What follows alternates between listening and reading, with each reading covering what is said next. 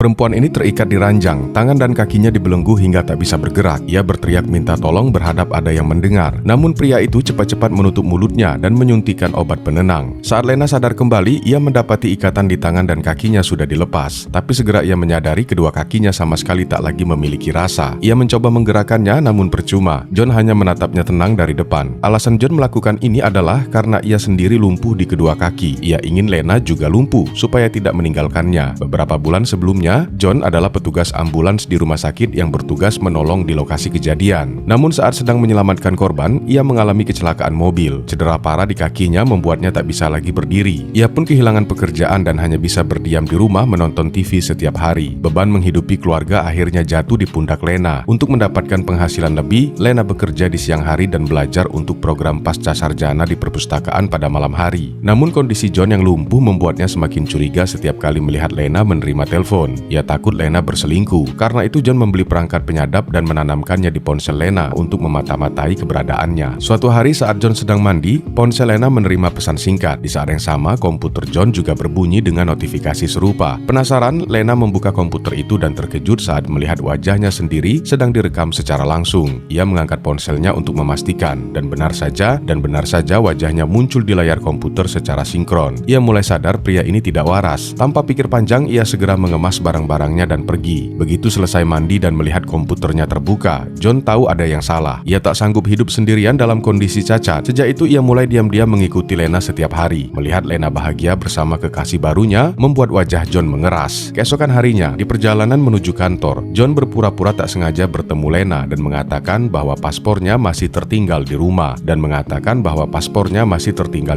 Memintanya untuk mengambil. Setelah ragu beberapa detik, Lena akhirnya setuju untuk ikut pulang bersamanya. Tanpa ia sadari, keputusan itu akan menjerumuskannya ke dalam kegelapan tanpa akhir.